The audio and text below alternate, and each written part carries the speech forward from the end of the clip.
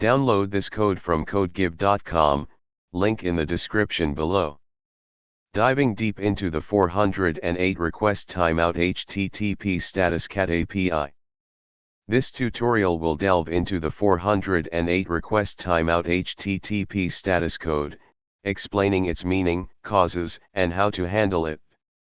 We'll also explore the fun and helpful HTTP CATS API, which uses cat images to visually represent HTTP status codes, providing a memorable and engaging way to learn about them.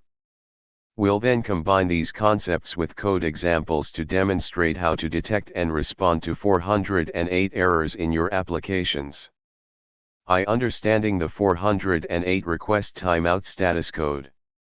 The 408 request timeout error is an HTTP status code indicating that the server did not receive a complete request message from the client within the time it was prepared to wait.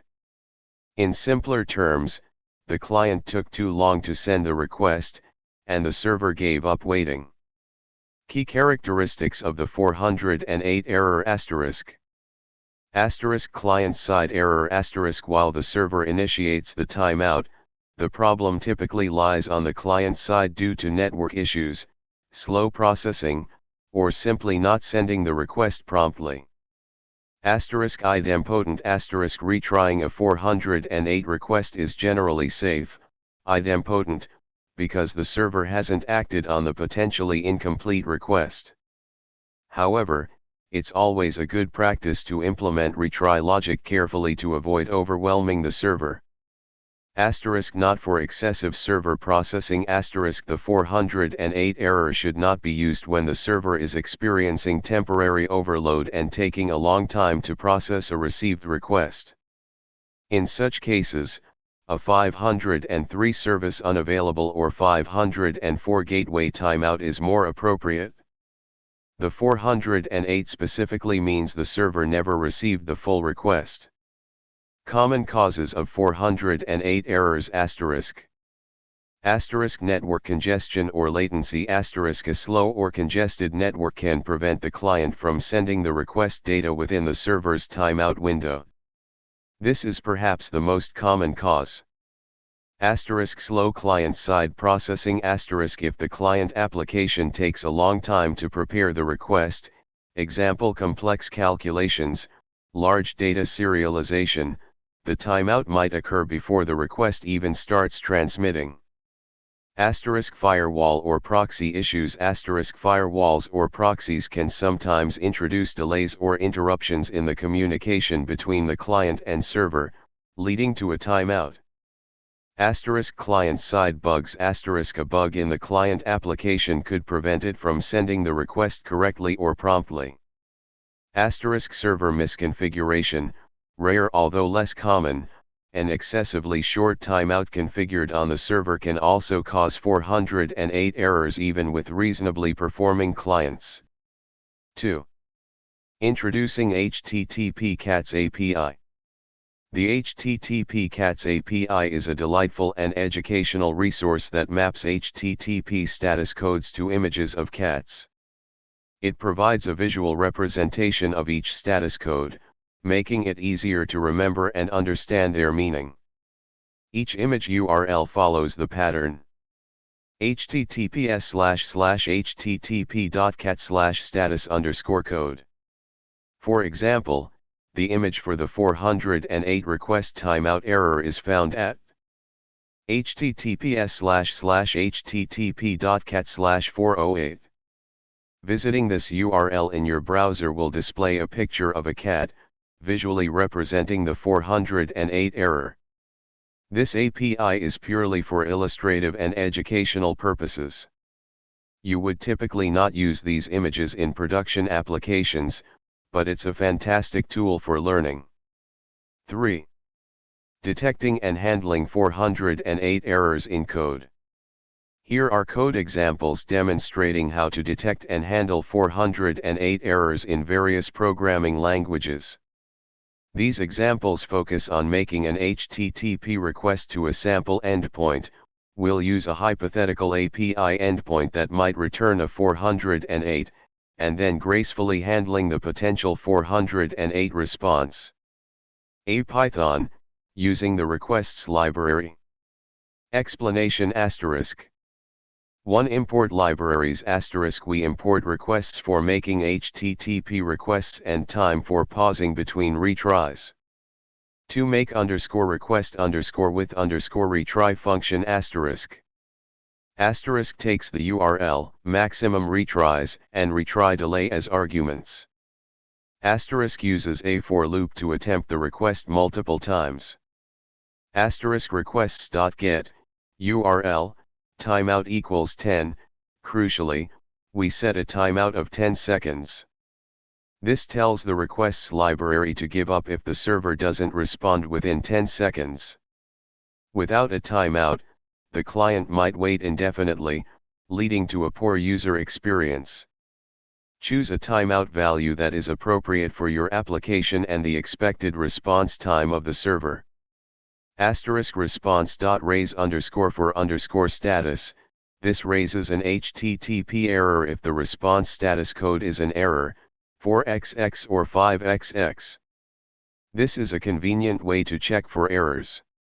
*error handling *the try, except block catches potential exceptions. *requests.exceptions.request exception, this catches a broad range of potential request errors, including network errors, connection errors, and HTTP errors. This is a good practice for robust error handling. Inside the except block, we check if the error is specifically a 408 error using isinstance, requests.exceptions.http error, and e.response.status _code == 408. If it's a 408, we print a message, wait for the specified delay, and retry. If it's not a 408, we re-raise the exception, raise. This ensures that other types of errors, example 404 not found, 500 internal server error, are handled appropriately by the calling code. *retry logic *the time.sleep, retry _delay, introduces a pause before retrying the request. This prevents overwhelming the server with repeated requests in quick succession. Maximum retries if the request fails after all the retries, the function returns none. 3. Example usage we call make _request _with _retry with a sample API URL. Important replace https://example.com/API/resource with an actual API endpoint that you want to test. We check if the response is not none, meaning the request was successful. We process the response data, assuming it's a JSON API. We handle any unexpected errors that might occur during the process. B. JavaScript, using fetch. Explanation *. 1. Make request with retry function *. Asynchronous function using async/await. Includes a retry loop similar to the Python example. Abort controller for timeout. This is the key to setting a timeout with fetch. Const controller equals new abort controller, creates an abort controller instance. Const timeout ID equals set timeout, equals controller.abort, 10,000, sets a timer to call controller.abort, after 10 seconds. This will abort the fetch request. 10,000 milliseconds equals 10 seconds. Fetch, URL, signal, controller.signal, passes the signal from the abort controller to the fetch function. The fetch request is now associated with the abort controller. Clear timeout, timeout ID, if the fetch request completes successfully before the timeout, we need to clear the timeout timer using clear timeout to prevent the abort function from being called unnecessarily. Asterisk response.ok asterisk checks if the response status code is in the range 200 to 299, success. Asterisk error handling asterisk. Asterisk we check response.status equals 408 specifically to handle the 408 request timeout. Asterisk await new promise, resolve equals set timeout, resolve, retry delay, waits for the specified retry delay before retrying. Asterisk error.name equals abort error, we check if the error that caused the exception was an abort error. This indicates that the fetch request was aborted because of timeout. Asterisk other errors, we check for the HTTP error, string so that any 4xx or 5xx errors besides 408 are thrown again to be handled outside the make request with retry function. You may wish to handle these errors differently. For example, a 404 likely won't be fixed by retrying, so you wouldn't want to retry that kind of error. Asterisk the rest of the logic is similar to the Python example, retrying, handling errors, returning the response. See Java, using java.net.http, Java 11+. Explanation asterisk. 1 imports asterisk we import the necessary Java networking classes. Note that this example uses the modern java.net.http client, which was introduced in Java 11. If you're using an older version of Java, you'll need to use HTTP URL connection instead. To make request with retry function asterisk. Asterisk creates an HTTP client instance. Asterisk builds an HTTP request object with the URL and a 10-second timeout, duration of seconds, 10. Asterisk client.send, request, HTTP response.body handlers of string, sends the request and receives the response as a string. Asterisk we check the response.status code, for a 408. Asterisk thread.sleep, retry delay seconds asterisk 1000, pauses the execution for the specified retry delay. Asterisk error handling asterisk includes a try, catch block to handle I/O exceptions, network errors, and interrupted exception, if the thread is interrupted during the sleep. We rethrow HTTP error I/O exception to be handled outside. 3 main function asterisk. Asterisk calls make request with retry and handles the response, or any exceptions that occur. Key improvements and considerations asterisk. Asterisk timeout configuration asterisk the most important aspect of handling 408 errors is setting an appropriate timeout on the client side. The examples above demonstrate how to set timeouts in each language. The chosen timeout value should be based on the expected response time of the server and the network conditions. It's crucial to avoid setting excessively long timeouts, as this can lead to a poor user experience if the server is truly unresponsive. Asterisk idempotency asterisk be mindful of the idempotency of the requests you are retrying. If the request is not idempotent, example creating a new resource, retrying it might lead to unintended side effects. For non-idempotent requests, consider implementing a mechanism to ensure that the request is only executed once, such as using a unique request ID or checking the server-side state before retrying. Asterisk exponential backoff asterisk instead of using a fixed retry delay, consider using an exponential backoff strategy. This means increasing the delay between retries. For example, you could double the delay after each failed attempt, example 1 second, 2 seconds, 4 seconds, etc. This can help prevent overwhelming the server with repeated requests and allows the server more time to recover from a temporary overload. Asterisk jitter asterisk add a small amount of random jitter to the retry delay. This helps to avoid a thundering herd effect where multiple clients retry simultaneously after a failure.